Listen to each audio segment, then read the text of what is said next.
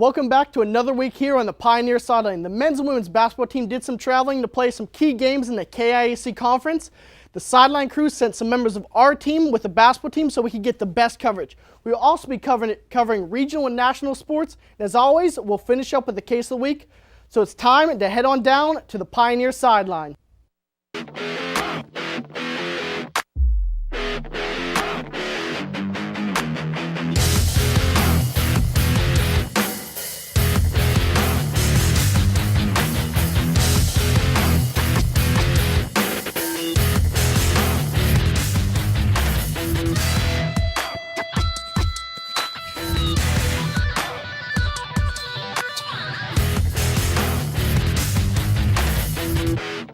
I'm your host of the Pioneer Sideline, Kyle Anthony. The women's basketball team is back atop the KIAC conference.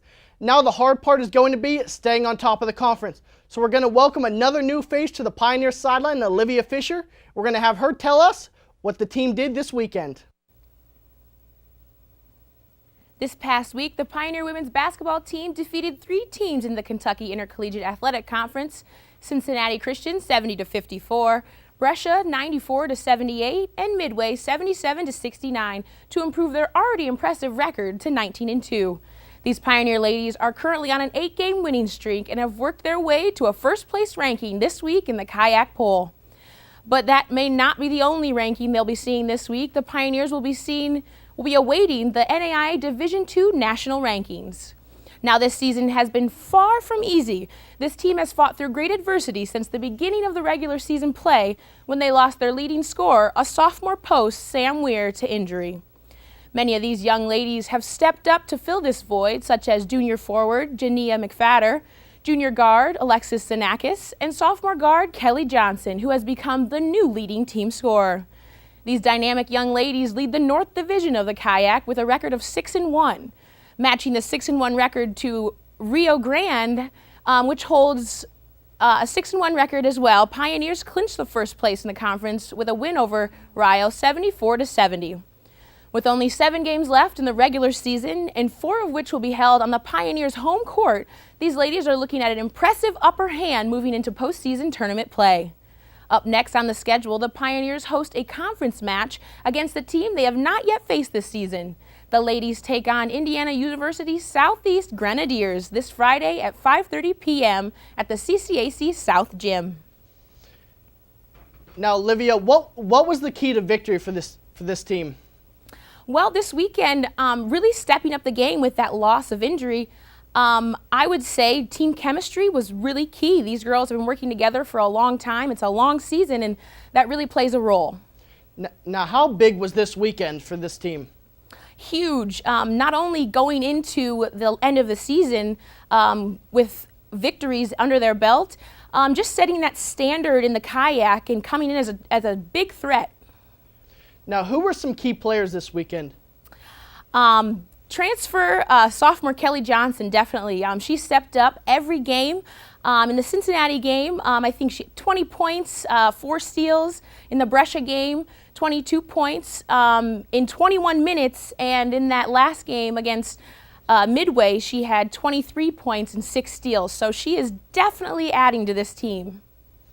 Thanks, Olivia. The men's team needs to try to right the ship and needs to try to have a strong finish to the season. A strong finish to the season is something they haven't had in a while.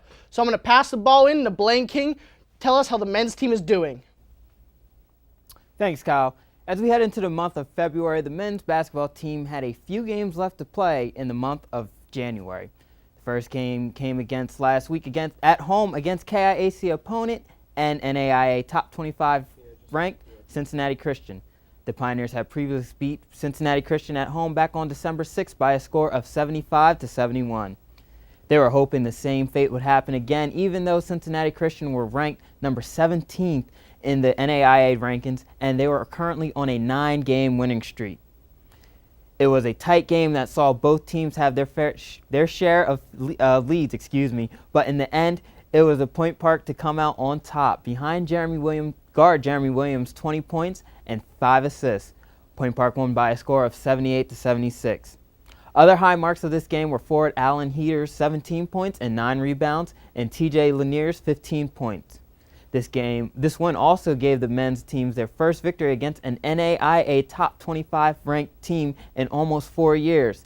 The last victory came against former AMC rival Malone University on February 12, 2011. The Pioneers' next game came on the road against KIAC opponent Brescia. The Pioneers came out sluggish, and it cost them as they were unable to find their groove. They were not able to take a lead at all throughout the game as they had to try to fight back and come back throughout the majority of it. The road struggles continued as the Pioneers scored a season-low 60 points and lost to Brescia by a score of 79-60. The men now have an overall record of 11-8 and a KIAC record of 3-3. They sit tied for second place in the KIAC North Division with Rio Grande. Now, Blaine, we had two opposite ends of the spectrum here. We're going to start off with how big was the win against a top 25 team? A win against a top 25 team in Cincinnati Christian, who's always a top team in and year out in the KIAC. That's a huge win for Point Park because they were able to sweep them 2 times at home.